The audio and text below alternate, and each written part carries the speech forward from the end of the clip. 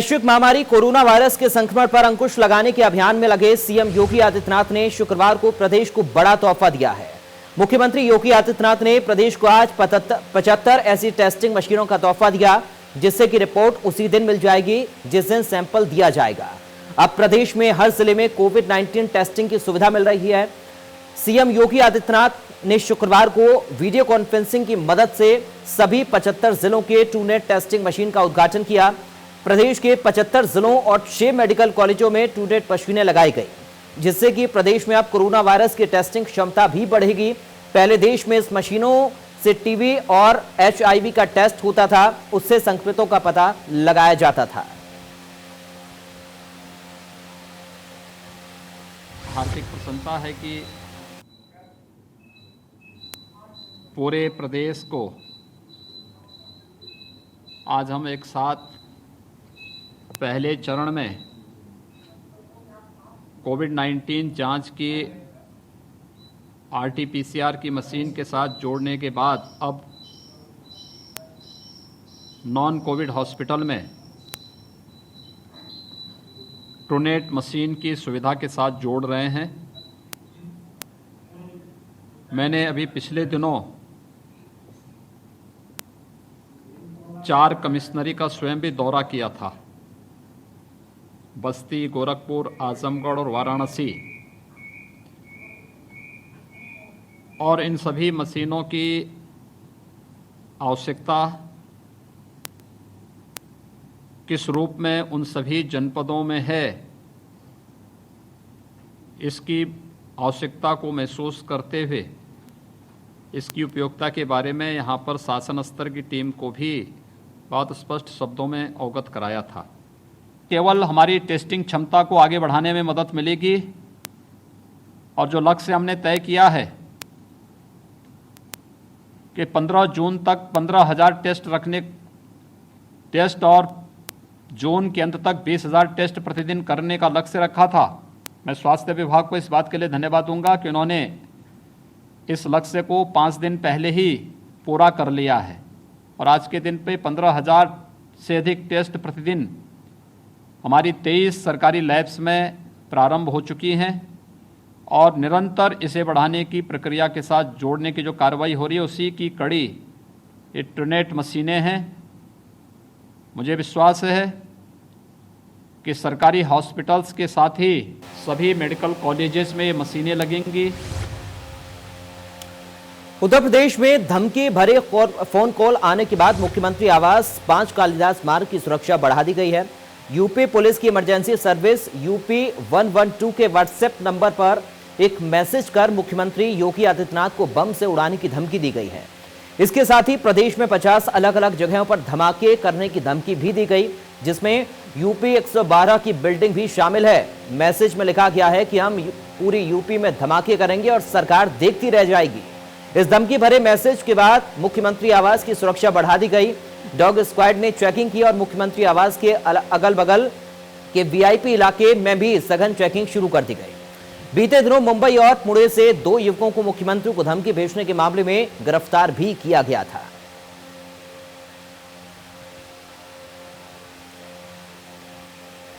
सेवा के 112 नंबर के व्हाट्सएप पर धमकी आने के बाद से ही आप देख रहे हैं कि यहाँ पर जो चेकिंग अभियान है वो शुरू हो गया है। आप देख सकते हैं कि जो धमकी मिली है वो करीब 50 स्थानों पर ये पूरी तरह से उड़ाने की धमकी मिली है। आप देख सकते हैं कोई भी गाड़ी जो जा रही है उसकी बाकायदा यहाँ पर पुलिस सघन चेकिंग कर रही है। पुलिस को इस बात का अंदेशा है कि किसी भी गाड़ी में इस तरह की कोई भी विस्फोटक पदार्थ हो सकता है। हालांकि ये थ्रेट मिलने के बाद से ही जो है वो अभियान को काफ़ी तेज़ किया गया है। लगातार चेकिंग जो है वो यहाँ पर तेज़ किया गया है। हर गाड़ी को यहाँ पर पुलिस जो है वो चेक कर रही है।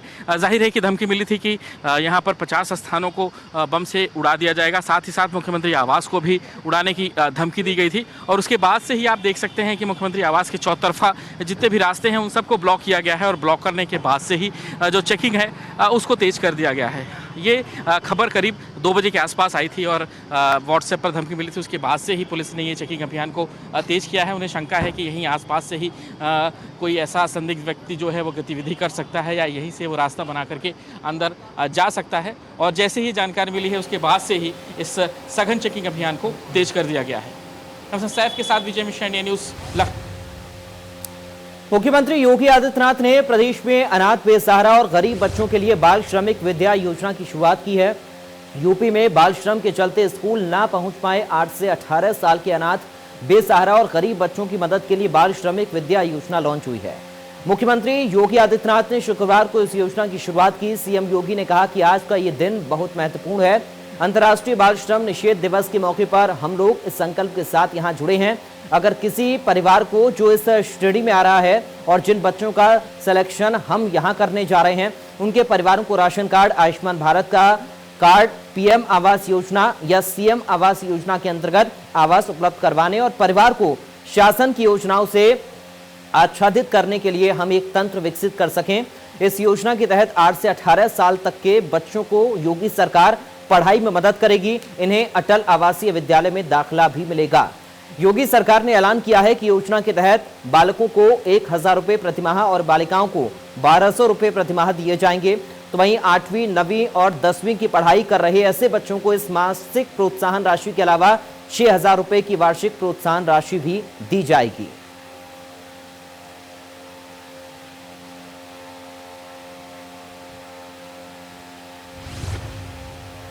गाजियाबाद में कोरोना से लड़ने के लिए स्वास्थ्य विभाग के इंतजामों पर सवाल उठ रहे हैं। कोरोना इलाज के लिए बनाए गए संयुक्त जिला अस्पताल में रखे गए 8 वेंटिलेटर ऑपरेशनल नहीं हैं। यह खबर सामने आने के बाद आज सिटी मजिस्ट्रेट ने अस्पताल का मुआयना किया। यहां पर वेंटिलेटर चलाकर देखा गया तो उसमें कुछ कमियां पाई गई। हालांकि दावा किया जा रहा है कि इंजीनियर इसे जल्दी ठीक कर रहे हैं। इससे पहले भी इस संयुक्त जिला अस्पताल का निरीक्षण किया जा चुका है। कमियों को सुधारने की बात कही गई थी।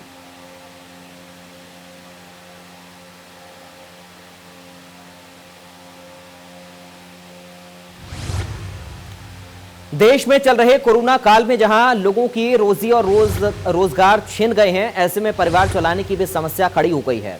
लखनऊ में पहले ऐसे एक निजी स्कूल में 1247 बच्चों की 3 महीने की पूरी तरह से फीस माफ कर दी गई है ताकि बच्चों की पढ़ाई में कोई अवरोध उत्पन्न ना हो। उनका यह कहना है कि जहां लोगों की रोजी रोजगार छिन गए हैं, ऐसे में गरीब अभिभावकों के सामने बच्चों की पढ़ाई के लिए समस्या खड़ी हो गई है। उन्होंने इन सभी बच्चों की फीस माफ कर कोरोना योद्धाओं को समर्पित किया है, जो लगातार देश की सेवा में अपना योगदान दे रहे हैं। उधर बाकी लोगों से ये अपील की है कि सामाजिक योगदान में सभी को बढ़कर आगे आना चाहिए।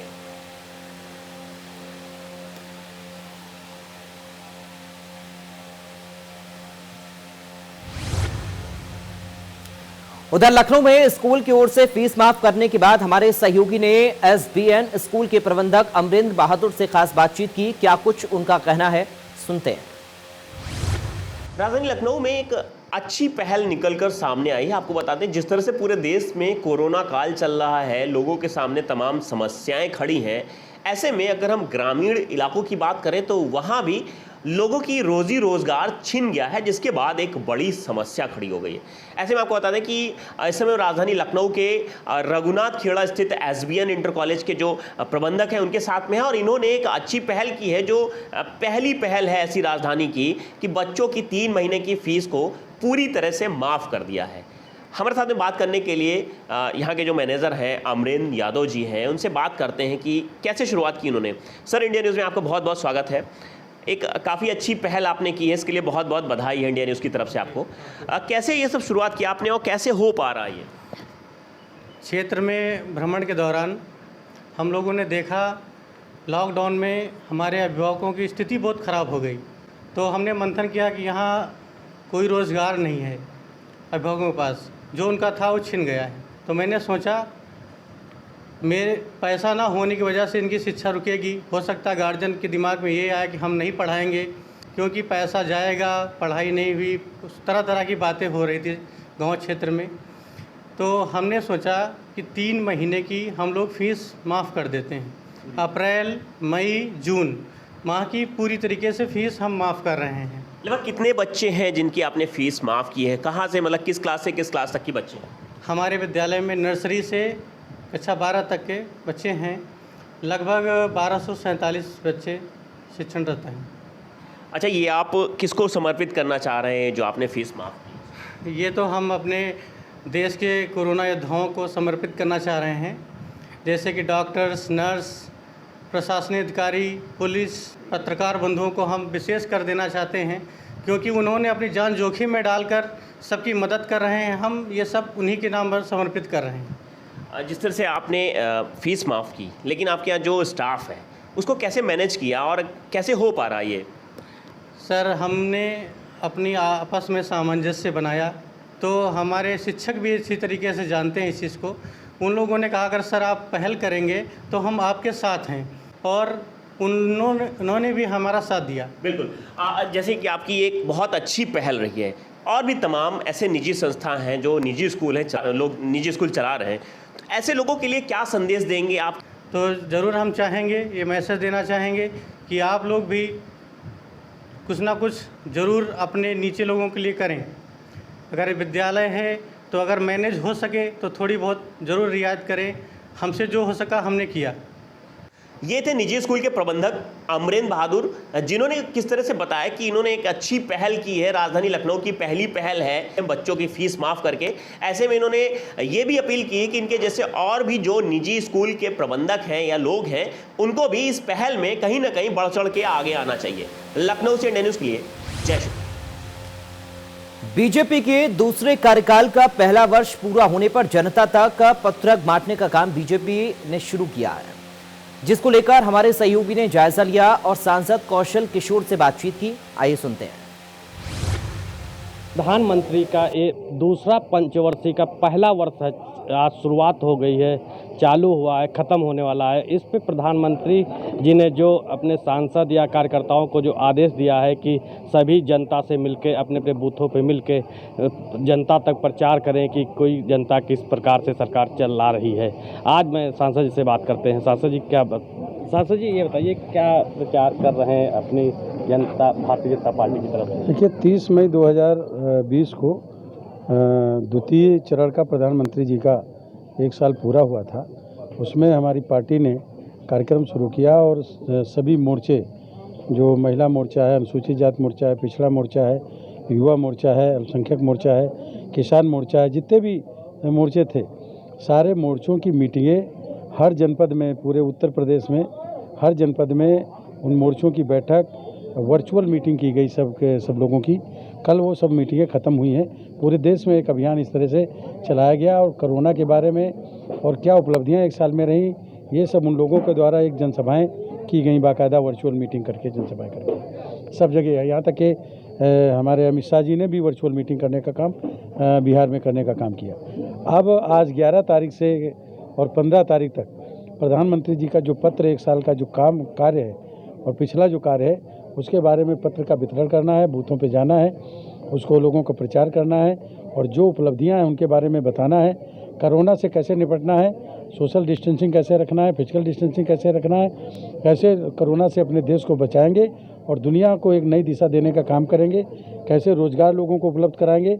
जो 20 लाख करोड़ का जो पैकेज देने का काम हमारी केंद्र सरकार ने किया है, वो लोगों तक पहुँचे और लोगों को सारी सुविधाएं मिलें, ये लोगों तक बताना है और इसका एक पत्रक लोगों तक पहुँचाना है। यही अभियान हम लोगों ने शुरू किया है, पार्टी ने और हमारी सरकार ने। ये हमारे साथ कौशल किशोर सांसद जी थे मोहनलालगंज के। इन्होंने बताया कि जो प्रधानमंत्री का दूसरा वर्ष का पहला वर्ष पूरा हो गया, उसमें जो कोरोना जैसी बीमारी चल रही थी, उस बीमारी को लेकर जितने पत्र के बनाया गया, उस पत्र के जरिए सारी जनता को उस सूचना दे के सबके घर जाएगा और कार्यकर्ताओं द्वारा, और सबको जितनी भी कार्य उसमें किए गए प्रधानमंत्री द्वारा, वो सब उसमें लेख में लिखे हुए हैं और जनता तक एक जनता का। उधर महोबा में पत्थर तोड़ने के लिए बिछाए गए विस्फोटक में अचानक से ब्लास्ट होने से हादसा हो गया, जिसमें 3 मजदूरों की मौत हो गई जबकि 2 गंभीर रूप से घायल हुए। मजदूरों की मौत पर सूबे के मुखिया योगी आदित्यनाथ ने गहरा शोक व्यक्त किया है, साथ ही घायलों को हर संभव मदद उपलब्ध कराने के निर्देश दिए हैं। यह हादसा तबरई थाना इलाके के पहरा मौजा स्थित डिंगरा पहाड़ में हुआ। यहाँ एक खदान में 8 मजदूर काम कर रहे थे। पहाड़ तोड़ने के लिए विस्फोटक का इस्तेमाल किया गया था। इसी विस्फोटक में आकाशीय बिजली गिरने से हादसा हो गया। इस दर्दनाक हादसे में 2 मजदूरों की मौके पर मौत हो गई, जबकि एक ने इलाज के दौरान दम तोड़ दिया, तो वहीं 2 गंभीर रूप से घायल मरीजों का इलाज चल रहा है।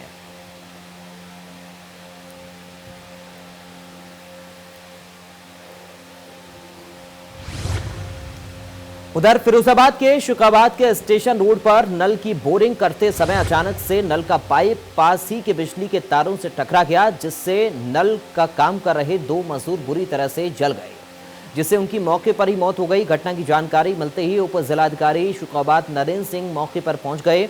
हंगामे की आशंका को देखते हुए उन्होंने दोनों के शवों को एम्बुलेंस से जिला अस्पताल पहुंचा दिया और मामले की जांच शुरू कर दी।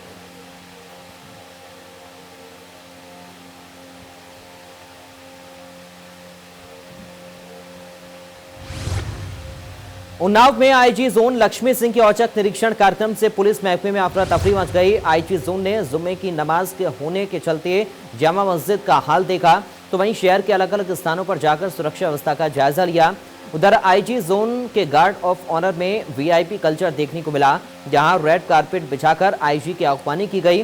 कोरोना काल में वीआईपी कल्चर चर्चा का केंद्र बन गया।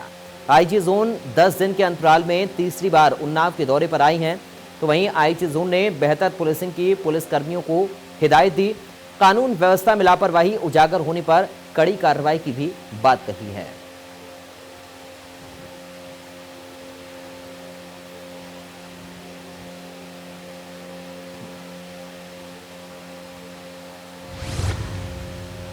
बढ़ते आगे बात करेंगे कानपुर की, जहां पर कार सवार युवक की अन्य युवकों ने पिटाई कर दी। मारपीट का वीडियो सोशल मीडिया पर वायरल हो रहा है। मारपीट में युवक को गंभीर चोट आई है। इसके साथ ही पुलिस ने मामला दर्ज करने में लापरवाही भी बरती है, ऐसी खबर भी इस पूरे मामले से जुड़ी हुई है। तस्वीर हम आपको दिखा रहे हैं। मारपीट में युवक को गंभीर चोट आई है।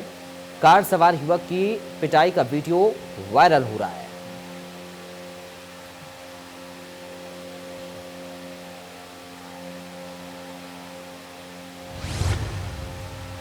उधर आगरा में सरकारी जमीन को लेकर 2 पक्षों में मारपीट हो गई। 2 पक्षों में जमकर लाठी डंडे चले और पथराव हुआ। मारपीट में एक व्यक्ति की मौत हो गई, 3 लोग गंभीर रूप से घायल हो गए।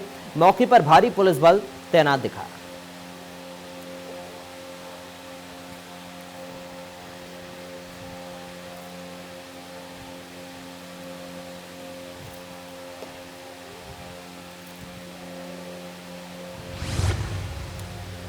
उधर देवरिया के क्वारंटाइन सेंटर में राशन किट को लेकर मारपीट हो गई। प्रधान और कामगार में यह मारपीट हुई है। मारपीट का वीडियो सोशल मीडिया पर वायरल हो रहा है। कोकुंदू थाना क्षेत्र के पकड़ी खास गांव का ये पूरा मामला है। तो क्वारंटाइन सेंटर में मारपीट हुई है। तस्वीर आप देख सकते हैं कैसे यहां बद इंतजामी इस क्वारंटाइन सेंटर में है। प्रधान और कामगार के बीच में यह मारपीट हुई है। तो ये तस्वीर आप देखिए कैसे हाथापाई एक दूसरे के साथ ये लोग करते हुए।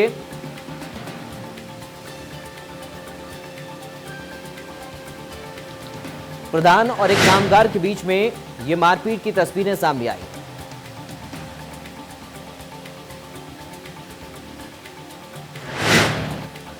जहां एक तरफ कोरोना वायरस की रोकथाम के लिए जगह जगह सैनिटाइजेशन का काम करवाया जा रहा, तो वहीं देवरिया के थाना बगउच घाट के रामनगर गांव में कोरोना को देवी मानकर बाकायदा पूजा की जा रही है। अंधविश्वास में डूबे लोगों का कहना है कि ये पूजा बरौनी जिले से शुरू हुई है और बाकायदा इसके लिए मनगढ़ंत कहानी भी शुरू हो गई है। फिलहाल कोरोना वायरस के प्रकोप के बीच अंधविश्वास भी लगातार बढ़ता जा रहा है।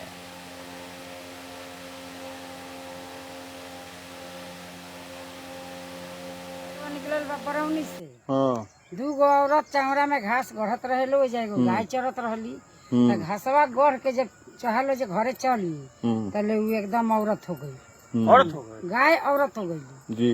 तो डरे कोई भागी जे भाई अब गाय रही अब औरत खाई हो गई। तो जब भागे मने लागल लो तो कहली जे तू लोग भाग मत, हम कुछ ना हो, हम तालो को कुछ ना करे, हमरा अच्छा करे।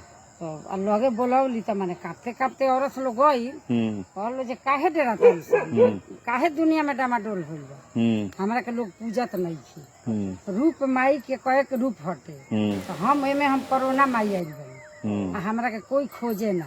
तो 2 महीना डामाडोल कर देले बनी। आ 2 हाली आनी आइल बा कुछ मैंने। उधर बहुचर्चित अनामिका फर्जी कस्तूरबा टीचर भर्ती मामला प्रकाश में आने के बाद असली अनामिका गोंडा जिले की मुलाई डी की रहने वाली निकली है। मीडिया में खबर आने के बाद असली अनामिका सामने आई और बेसिक शिक्षा अधिकारी के सामने आकर अपनी बात रखी। इसी के साथ ही अनामिका ने थाने में जाकर शिकायत पत्र दिया और न्याय की गुहार लगाई है। फिलहाल पुलिस ने अनामिका की तहरीर पर मामला दर्ज कर आगे की कार्रवाई शुरू कर दी है और जिन जिलों में अनामिका के नाम का संपर्क है इसके विवरण इकट्ठा किए जा रहे हैं।